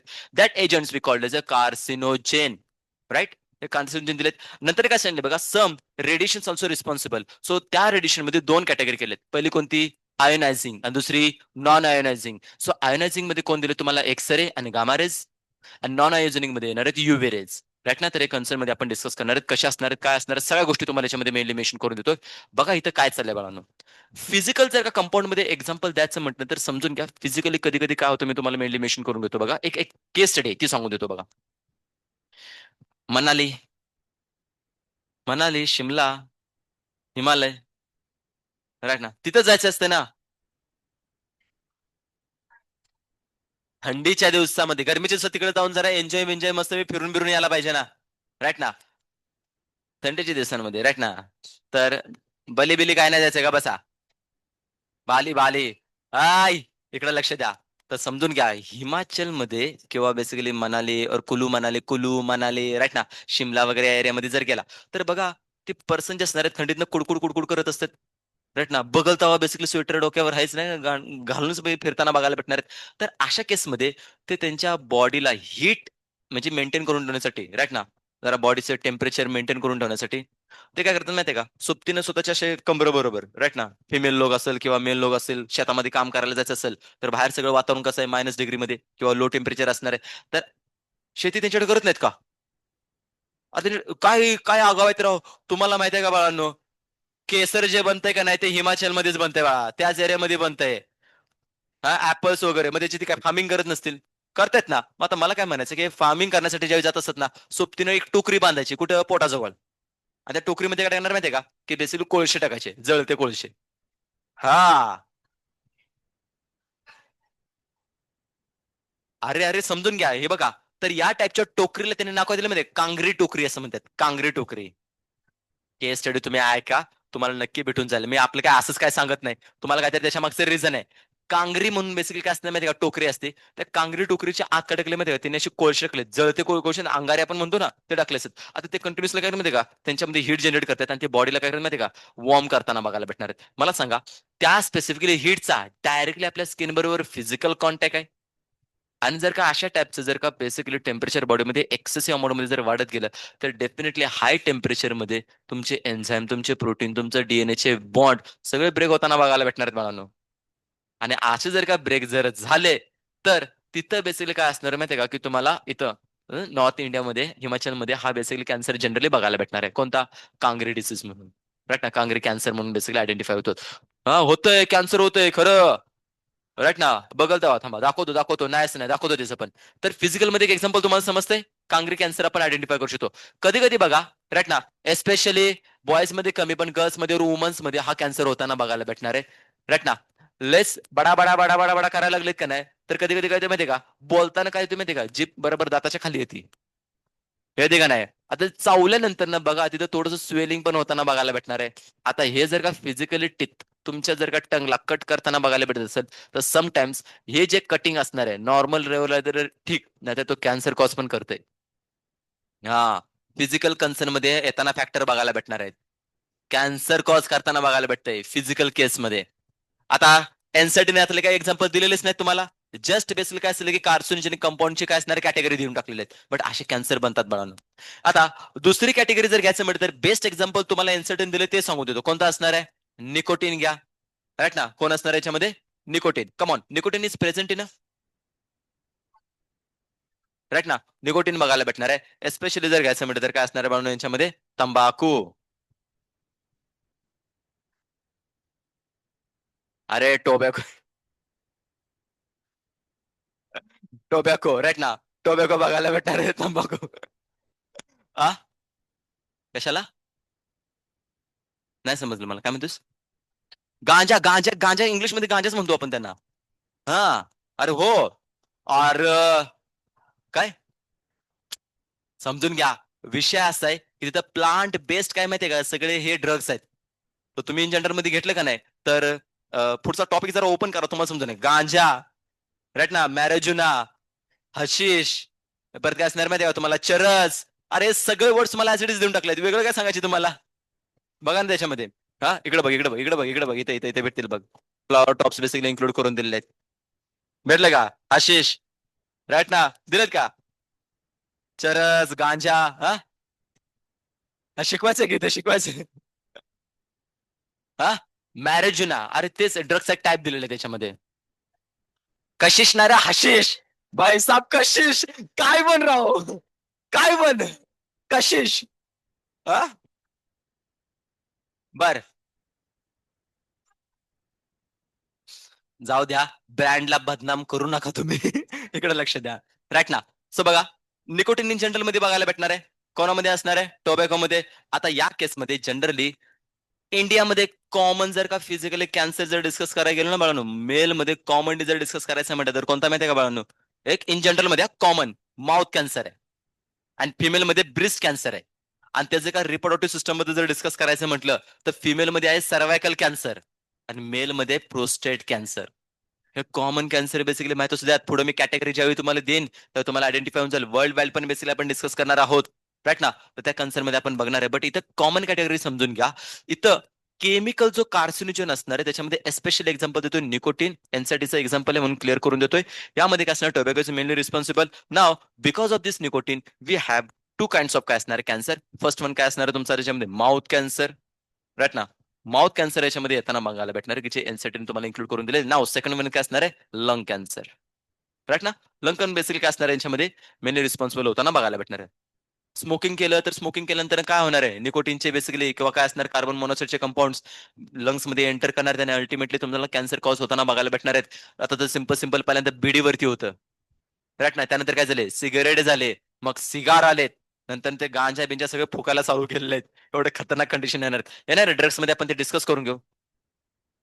हा, काय काय काय? अरे ऑब्विसली. हा, मग ते त्यांच्यामध्ये पण माउथ मध्ये होणार आहे ना कॅन्सर, राईट ना. मगाशी बेसिकली मला बघायला भेटत होता चांगला असा बेसिकली मिश्रिक असणारा पेशंट. तर समजून घ्या अशा टाईपचे काय असणार आहे, मिश्रिक असणारे पण भेटतील. आणि जनरली बघा मेल्स मध्ये काय होतं माहितीये का. बरं, तुम्ही कधी ऐकले का नाही I don't know, tobacco further येणार आहे बघा. काही लोक असे असतात की जोपर्यंत तंबाखू खात नाही तोपर्यंत प्रेशर सकाळचं येतच नाही. अरे सांगा आहेत का नाही असे. हा, मिसरी जोपर्यंत घासत नाही तोपर्यंत प्रेशर क्रिएट होतच नाही. आमचा एक रूममेट होता. हा, आमचा एक रूममेट होता. ब्रँड कुठला माहितीये का, गायछाप. माहिती आहे ना, गायछापच हे होईना बात. आता बघा, काही लोकांना बेसिकली ब्रँड चांगले माहिती त्यामुळे चांगला रिस्पॉन्स त्यांचा येतो. राईट ना. बरं, काय ब्रँड माहिती का, गायछाप, ओमछाप, त्यानंतर इब्राहिम बाबा, त्यानंतर हा सचिन सविन, काय ऐकले का नाही तुम्ही. सचिन नव्हेस. अरे आमचं दुकान आहे. दुकानामध्ये आहे ना, म्हणजे पप्पा बेसिकली आणतात ना त्यावेळी ते किराणा मालाचा अनेक आमचा मित्र पण होता, तो पण बेसिकली त्यांचं पण किराणा मालाचं दुकान होतं ना. तर तो त्याच्याबरोबर पुण्यामध्ये असताना राहायला कुठे माहिती का, खडकवासला. तर त्याच्याबरोबर आम्ही कुठे जायचो माहितीये का, मार्केट यार्ड मध्ये गेलो असता का नाही किंवा दगडूशेठ वगैरे या गेलो तर होलसेल मध्ये सगळं तिकडे भेटत असे माल. जात असताना मस्तपैकी तंबाखूच्या अशा मोठ्या मोठ्या बंडल घेऊन जायचं. म्हटलं हे काय रे बाबा, काय नाही, लोकांना द्यावं लागते, त्याला विकावं लागते. 10 रुपये 9 रुपये पुडी एवढीशी असते, राईट ना. त्यानंतर ना ते सवीन पण मस्तपैकी 10 15 20 रुपयाचे. आता इमेजिन करा, हे असं जोपर्यंत तंबाखू खात नाही तोपर्यंत पर्सनला काय होतं माहितीये का, म्हणजे पर्टिक्युलरली त्यांचे प्रेशरच येत नाहीत. बट आज पण बघा, आपले जर आजी आजोबा घेतलेत का नाही ते अजून पण तंबाखू खातात पण त्यांना कॅन्सर नाही झाला. अरे झाले का नाही सांगा. बट एक पर्सन असतोय, काय होतं माहितीये का, स्मोकिंग हा करतोय, त्याचा स्मेल दुसऱ्याच्या बॉडीमध्ये जातोय आणि त्या दुसऱ्या पर्सनला कॅन्सर झालेला आहे. अशा कंडिशन होतात. म्हणजे इमॅजिन करा की कधी कोणाला कसा कॅन्सर होईल ना, सांगू शकत नाही, राईट ना. त्याचा काही संबंध येत नाही. कधी कोणाला कसा कॅन्सर होईल सांगू शकत नाही. कोणाचं जर का इथं लिहिलं असेल टोबॅको कॅन्सर, राईट ना, तर त्याला होणारच आहे. येणं केनं प्रकारानं तंबाखू मिश्री म्हणून. हा, सकाळ सकाळ कार्यक्रम असतोय बघा. 2 चुली असतील का नाही, तर एका चुलीवर चहा आणि दुसऱ्या चुलीवर काय असणार आहे माहितीये का, मिश्री भाजायचं. तंबाखू घ्यायचा, भाजायचा, लाटण्यानं मस्त बारीक करायचा, चाळायचा जरासा, पावडर बनवायचा आणि डबा बनवून ठेवायचा. आणि जिकडे कुठे फिरायचं आणि त्या डब्यातनं बेसिकली आपल्या मिश्रीचा डबा सोबतीनं असणार आहेत. बाप रे, काय खतरनाक कंडिशन आहे. सो याच्यामुळे काय होतं माहितीये का, माउथ कॅन्सर होताना बघायला भेटणार आहे. लंग कॅन्सर कसं असणार आहे ते आपण डिस्कस करून घेतोय. हे तर तुमचे केमिकल झालेत. केमिकल मध्ये अजून एक एक्झाम्पल येतं. इंडियामध्ये सगळ्यात जास्त मला सांगा, व्हीट्स अँड राईसचं प्रोडक्शन करणारे स्टेट कोणते. व्हीट अँड राईस, पंजाब और हरियाणा. तर तुम्हाला तिथलं एक बेसिकली तुम्ही डिस्ट्रिक्ट ऐकलं असेल बघा, भटिंडा म्हणून, ऐकलं कधी. हा, विषय आता बघा काय. तिथं लोक अर्लियर स्टेजमध्ये ज्यावेळी बर त्यांच्यामध्ये जी जमीन बेसिकली किंवा पर्टिक्युलरली फार्मिंग जी असते ना, आपली एकर मध्ये होती, राईट ना. आमच्याकडे 2 एकर 5 एकर काय ऊसाची शेती आहे, राईट ना. राईस वगैरे आपण असं लावून टाकलो म्हणजे. त्यांच्याकडं असं नसतंय. त्यांच्याकडे काय असतं माहितीये का, ऐका की इकडे जाऊ दे, नाही सांगत आहे. पुढचा काय एक्झाम्पल, बायोलॉजिकल. नाही आता नाही सांगणार आहे, बसा तसंच. हा, मग ऐका की हे काय आहे? ऐकून तरी घ्या मला काय म्हणतात. हा, तर त्या केसमध्ये काय झालं माहितीये का, ती जी लोक असणार आहेत ना, ते फार्मिंग करत असताना असं तसं नाही, त्यांची फार्मिंग कशी हेक्टर मध्ये राहणार बाळांनो. हेक्टर मध्ये, राईट ना. आणि त्यांच्यामध्ये असं काय नाही की लोक कामाला लावले तिहाडी कामगार, राईट ना. थोडस बेसिकली तृण वगैरे किंवा कापणी पेरणी करण्यासाठी नाही, त्यांच्याकडे काय असेल माहितीये का, ट्रॅक्टर्स, मोठमोठे बेसिकली ट्रक्स असल्यासारखे तेच काय करे शेतात घुमवायचे. पेरणी करण्यासाठी, ती भांगलणी करण्यासाठी, इव्हन काय असणार आहे त्यांच्यामध्ये कापणी करण्यासाठी. तुम्ही बघा खूप भारी भारी बेसिकली मशीन वगैरे असतात. ऍट अ टाइम बेसिकली काय ट्रॅक्टर चालू करायचा, इकडे तुमचं कापून एका लाईन मध्ये सगळं टाकलं जातंय, राईट ना. पुन्हा ते सगळं कुठे जाणं. आता तर सिस्टम अशी निघाली की एकाच मशीन मध्ये इकडून कापायचं, तिकडून त्या मशीन मध्ये टाकायचं, एका बाजूला बेसिकली सगळा त्यांचा भुसा निघणार आणि एका बाजूला ग्रेन्स निघणार. किती भारी सिस्टम निघालेत. हे आपण आपल्या आपल्या गावात नाही करू शकत आहे. एवढी जमीन त्यात भात लावलेले, ट्रॅक्टर लावला. ट्रॅक्टर घुमायचा कुठं, राईट, असा विषय होऊन जाईल. त्यांच्याकडे मोठ्या मोठ्या जमीन आहेत ना. विषय असा व्हायचा की पूर्वीच्या काळामध्ये त्यावेळी जे फर्टिलायझर युज करायचे केमिकल असणार आहेत. आपल्या इंडियन सॉइल मध्ये 3 टाईपचे केमिकल्स और फर्टिलायझर कमी आहेत बाळांनो, माहितीये का तुम्हाला. NPK कोण कोण आहेत, नायट्रोजन, फॉस्फरस आणि पोटॅशियम. म्हणून आपण इंडियन सॉइल मध्ये काय टाकतो माहितीये का, NP टाकतो. तुम्ही कधी वेळ खाताच्या बसून बोऱ्या असतात एवढ्या एवढ्या व्हाईट कलरच्या, राईट ना, एकदम तुम्हाला दाणे बघायला. शाबुदाना नसतो रे बाळांनो तो. शाबुदाना नसतो तो, ते युरिया नाहीतर काय असणार तुमचं NPK बघायला भेटणार. आता हे पकडायचं पाटीनं, डुसून डुसून डुसून सगळं हाताने बेसिकली पसरून टाकणार. त्यानंतर ना प्लांट वरती काय करणार आहे माहितीये का, जे काय पेस्टिसाइड असणार ते पण केमिकल युज करतात. आता अशा प्रकारे पेस्टिसाइड युज करून करून काय सिच्युएशन झाली माहितीये का, त्यांच्या हाताला काय झालं की एकदम केमिकल ते इन्फेक्शन व्हायला लागलं. ह्या लोकांनी लिटरली त्यांच्या गावागावातून सगळी लोक काय करायची माहितीये का, भटिंडाच्या एरियामध्ये बेसिकली किंवा ह्या एक एक सरकारी हॉस्पिटल, आता सरकारी हॉस्पिटलमध्ये तुम्ही कशासाठी जर ताप खोकला सर्दी झाला असेल, चला जाऊन जरा बेसिक मेडिसिन घ्या आणि या परत, या कारणासाठी आपण जातो. ही लोक गेली त्या स्किन इन्फेक्शनसाठी. स्किन इन्फेक्शनला गेल्यानंतर तिथं आयडेंटिफिकेशन झालं, ह्या लोकांना झाले स्किन कॅन्सर. स्किन कॅन्सर त्यांना झालं, लिटरली स्किन कॅन्सर झालेत. आणि स्किन कॅन्सरचा आता रेट त्या सिच्युएशनला इतका वाढला, इतका वाढला, जी ट्रेन तिथं जात होती ती ट्रेन ऍज एक लोकल ट्रेन म्हणून नाही गेली, कॅन्सर ट्रेन म्हणून ती काय झाली माहिती का, एकदम फेमस झाली तिथं. आज पण ती कॅन्सर ट्रेनच्या नावानेच भटिंड्यामध्ये काय रन करताना बघायला भेटणार आहे. आणि ते जे हॉस्पिटल आहे ते सरकारी कॉमन हॉस्पिटल नाही झालं, सरकारी कॅन्सर हॉस्पिटल म्हणून डेडिकेट होताना बघायला भेटणार आहेत. अशी केस क्रिएट होते. म्हणजे विचार करा केमिकल किती खतरनाक असू शकतात. आपण जे काही फूड वगैरे कन्झ्युम करतोय, या फूड मध्ये पण इव्हन काय असणार आहे, सम ऑफ केमिकल बेसिकली युटिलाइज करून त्यांना डेव्हलप करण्यासाठी. ऑब्विसली. कारण की त्यांच्यावरती काय असणार आहे, सॉइल वरती पण काय असणार तुमचा बॅड इम्पॅक्ट होताना बघायला भेटणार आहे ना. त्याला ओव्हरकम करण्यासाठी 2 चॅप्टर पुढचे आपले आहेत हा. एक बेसिकली मायक्रोब्स आणि दुसरा बायोटेक्नॉलॉजी, त्याच्यामध्ये आपण स्टडी करणार डिटेलमध्ये. सो अशा टाईपचे काय असणार माहिती का, इन्फेक्शन होताना बघायला भेटणार आहेत. राईट ना. सो केमिकलचं एक एक्झाम्पल देऊन टाकलं, पेस्टिसाइड रिलेटेड, आणि एक एक्झाम्पल आपलं निकोटीन झालेत. समजते का कंडिशन कशी असणार आहे. नाव द नेक्स्ट वन काय असणार, याच्यामध्ये बेस्ट एक्झाम्पल इन्क्लूड करून देतो. इज नथिंग बट कोण असणार म्हणून एक व्हायरस आपण स्टडी केला होता. कोण? ऑन्को व्हायरस बेसिकली असणार आहे. इट्स अँड बायोलॉजिकल काय असणार आहे, कंपाऊंड आहे म्हणून तुमचा. सिंपल साधा एक्झाम्पल. राईट ना. Onco virus. और इव्हन काय असणार आहे तुमचा एक्झाम्पल घ्या, हर्पिस व्हायरस. काय असणार आहे, हर्पिस व्हायरस घ्या याच्यामध्ये. हा इव्हन काय असणार, तुम्हाला कॅन्सर कॉज करताना बघायला भेटणार आहे. इव्हन तुम्ही हा समजून घ्या की जो फिमेल मध्ये सर्वायकल कॅन्सर होतोय ना, हर्पिस व्हायरसच त्याच्यामध्ये मेनली रिस्पॉन्सिबल असतो. सर्वायकल कॅन्सरसाठी पण इमॅजिन करा, मेल मध्ये तर और ह्युमन मध्ये इन जनरल मध्ये कनेक्टिव्ह टिश्यूचा तर कॅन्सर बनतोय, आणि त्याच्यामध्ये काय असणार आहे, सर्वायकल कॅन्सर पण याच्यामधून होताना बघायला भेटणार आहे. सो हे तुम्हाला काही गोष्टी माहित असणं गरजेचं आहे. नाव तर लास्ट वन जर का कंडिशन मेनली डिस्कस करायचं म्हटलं तर रेडिएशन मध्ये एनसेटीनं 2 टाईपचे काय केलेत बाळून तुम्हाला रेडिएशन मेनली इन्क्लूड करून दिलेत ना. फर्स्ट वन काय असणार आहे, आयोनायझिंग. राईट ना. आयोनायझिंग येताना बघायला भेटणार आहे. आणि सेकंड वन काय असणार आहे, नॉन आयोनायझिंग. राईट ना. नॉन आयोनायझिंग येताना बघायला भेटणार आहे. सो तुम्ही बघत असाल बघा की बॉडीमध्ये अनकंट्रोल ग्रोथ होणं is nothing but responsibility radiation येताना बघायला भेटणार आहेत. आपलं एक मार्वलचं फेमस कॅरेक्टर आहे बाळांनो, हल्क. राईट ना. त्याच्यावरती कोणते कोणते कोणते रेडिएशन पडले आहेत, गॅमा रेडिएशन. सो याच्यामध्ये आयोनायझिंग जर डिस्कस करायचं म्हणजे तर पहिला कोणते आले तुमचे, याच्यामध्ये काय असणार आहेत, एक्स रेज. काय असणार आहेत, एनसीडी एक्झाम दिलेत, काय असणार आहेत, एक्स रेज बेसिकली येताना बघायला भेटणार आहेत. आणि दुसरं काय असणार आहेत, गॅमा रेज बेसिकली काय असणार आहे, मेनली रिस्पॉन्सिबल येताना बघायला भेटणार आहे. ग्रीन ग्रीन कलरचा बेसिकली काय झाला की आपला हल्क बनताना बघायला भेटणार आहे. त्यात प्रॉपर्टी तुम्हाला त्याच्यामध्ये माहित असणं गरजेचं आहे. और इव्हन नॉन आयनायझिंग रेडिएशन मध्ये आपण दिसतो युव्ही रेज. काय असणार आहे, युव्ही रेज. तर समजून घ्या, जेव्हा कधी बेसिकली तुम्ही बायोलॉजिकली इव्हन काय असणार आहे, मायक्रोबायोलॉजीच्या अंडर एखाद्या ऑर्गॅनिझमला स्टडी करायचं आहे, किंवा जेल इलेक्ट्रोफोरेसिस नावाची एक टेक्निक असते which is used for the DNA fingerprinting.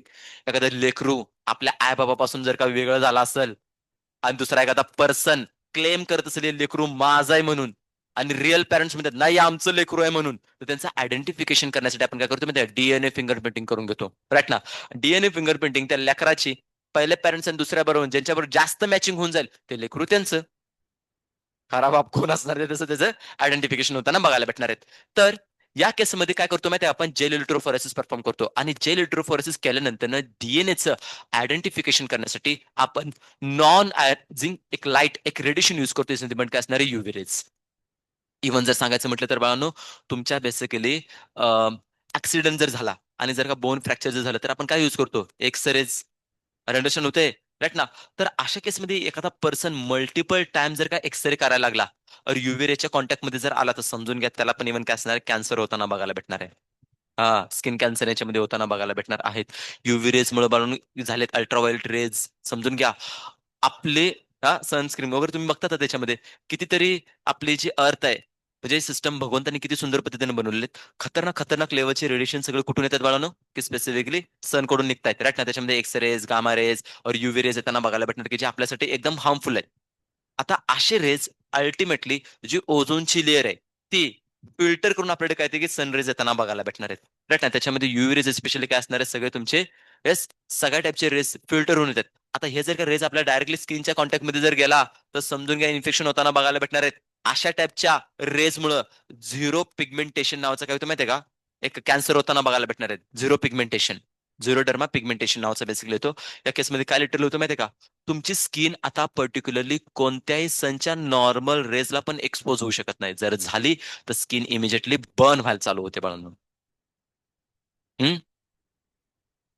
याच्यामध्ये आहे, मी तुम्हाला दाखवून देईन एक्झाम्पल. याच्यामध्ये येते एक झिरो डर्मा पिगमेंटेशन नावाचे एक आहे एक्झाम्पल, त्याच्यामध्ये आपण डिस्कस करून घ्या. एनसाईडच्या बाहेरचं, त्यामुळे जास्त मी हायलाइट नाही करते. बट असे काही केसेसमध्ये आहेत की स्किन कॅन्सर त्याच्यामध्ये कॉज होताना बघायला भेटणार, रेडिएशनमुळे ते रिस्पॉन्सिबल असणार आहेत. सिच्युएशन आता जर घ्यायची म्हटली तर बघा, मध्ये ना स्पेसिफिकली कोरोनाच्या सिच्युएशनमध्ये लोकांना इन्फेक्शन झाले का नाही त्यामुळे एक्सरे केले जात होते.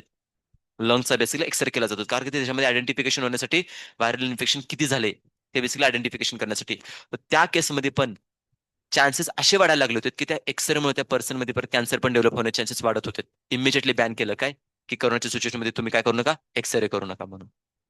एक्सरेची फिल्म जी असते डायरेक्ट जर का आपल्या हातावरती पडली, कॅन्सर कॉज होऊ शकतो. युव्ही रेज तुम्ही एक्सपेरिमेंट करता बाळांनो. इन जनरल मध्ये एमबीबीएस मध्ये तुम्हाला बेसिकली वर्निफर्म कॅलिफर नावाचं बेसिकली एक डिव्हाइस असतं, राईट ना, ज्याच्या अंडर तुम्ही काय करता माहिती आहे का, की इनसाइड द त्या स्पेसिफिक कंडिशनमध्ये तुम्हाला मेकॅनिझम म्हणजे तुम्हाला सगळे एक्सपेरिमेंट करायचे असतात. सो एक्सपेरिमेंट करत असताना लिटरली सांगतोय, तुमचे पहिल्यांदा शोल्डर जे तुम्ही असे बेसिकली आहेत ना, स्लीव्ह असणार ते पूर्ण क्लोज करायचे, हँड ग्लोव्स घालायचे आणि त्यानंतरच एक्सपेरिमेंट करायचे. आम्हाला अलावच केलं जात नव्हतं जर आम्ही अशा प्रकारे जर जात नसेल तर. कंपल्सरी आमचे जे ॲप्रन असायचे फुल स्लीव्हचे असायचे. अदरवाईज जर का ज्या दिवशी आम्हाला प्रॅक्टिकल असणार त्या दिवशी आम्हाला कंपल्सरी सांगायचे फुल स्लीवचं काय असणार टी शर्ट और काय असणार शर्ट घालून द्या म्हणून. बिकॉज हे इतकं डेंजरस आहे बाळांनो. केमिकल कंपाऊंड मध्ये पण सांगायचं म्हटलं तर तुम्हाला मी दोन बेसिकली स्टेनची नावं सांगितली, सॅफ्रनिन अँड क्रिस्टल व्हायलेट. काय आठवते तुम्हाला याच्यामध्ये? So crystal violet is also and carcinogenic compound, direct तुम्ही टच करूच शकत नाहीये. सो असे काही कंपाऊंड बेसिकली माझ्या बायोलॉजिकल कन्सर्न मध्ये मी तुम्हाला इन्क्लूड करून दिलेत. So these are the some carcinogenic compound which is mainly responsible for the conversion of normal cell into the cancerous cell. Okay, so आपला इथे टॉपिक आलेला आहे. आता कॅन्सर बॉडीमध्ये डेव्हलप कसा होतो हे उद्या आपण काय करूया त्याच्यामध्ये डिस्कस करून घेऊया. IPPM नावाचा एक प्रोसिजर फॉलो केली जाते. Initiation, then promotion, then proliferation and then metastasis, अशा नावाच्या 4 स्टेप परफॉर्म होतात, की ज्या स्टेप मेनली रिस्पॉन्सिबल असतात फॉर द काय असणारे डेव्हलपमेंट ऑफ कॅन्सर. तर कसं कॅन्सर केलं जाणार ते आपण बघू. नंतर ना कॅन्सरचे बेसिकली एनसीडीनं 2 टाईप दिलेत, एक बेनाईन दिलेलं आहे आणि दुसरा एक मॅलेग्नंट कॅन्सर मेनली मेन्शन करून केलेत. तर ते काय असणार आहेत ते आपण चेकआउट करूया, राईट ना. देन त्यानंतर कॅन्सरचे टाईप असणार आहेत. काही कॅन्सर तुम्हाला बेसिकली कसे असणार आहेत, ब्लड कॅन्सर आहेत, काही कनेक्टिव्ह इश्यूचे असणार आहेत, राईट ना. तर ते सार्कोमा काय असणार आहे किंवा ब्लड कॅन्सर काय असणार आहे, कार्सिनोमा काय असणार हे आपण बघू. आणि फर्दर ऍट द एंड कॅन्सरला बेसिकली डिटेक्ट करण्यासाठी आणि त्याला ट्रीटमेंट देण्यासाठी तुमच्या ट्रीटमेंट असणार आहे, तर ते उद्याच्या क्लासमध्ये होऊन जाईल. म्हणजे मेजॉरिटी लेवलला उद्याच्या क्लासमध्ये तुमचा कॅन्सर टॉपिक सगळा संपून जाईल. वेनसडे, थर्सडे, फ्रायडे आणि Saturday only for the drugs and alcohol. Okay, तर या वीकमध्ये हा चॅप्टर आपला आरामात कव्हर होऊन जाईल. बर, अपकमिंग येणारे टेस्टचा सिलेबस असणार आहे फुल only one human health and diseases, बाकी कोणताही चॅप्टर नसणार आहे. हा लास्ट तुम्हाला सेशन असणार आहे या बेसिकली टेस्टला देण्यासाठी, म्हणजे या चॅप्टरवरचा. एकदा जर का झाला तर नेक्स्ट वीक मध्ये आपण मायक्रोब चालू करणार आहे. मायक्रोब्स बरोबर अदर कोणता तरी चॅप्टर आपण ठेवू. पण या वीक मध्ये फुल्ली चांगला डेव्हलप कर, म्हणजे प्रिपेअर करा कोणाला, ह्युमन हेल्थ अँड डिसीजेसला. क्लिअर आहे? चलेगा, रुकते यहाँ पे. हरे कृष्णा. Bye bye.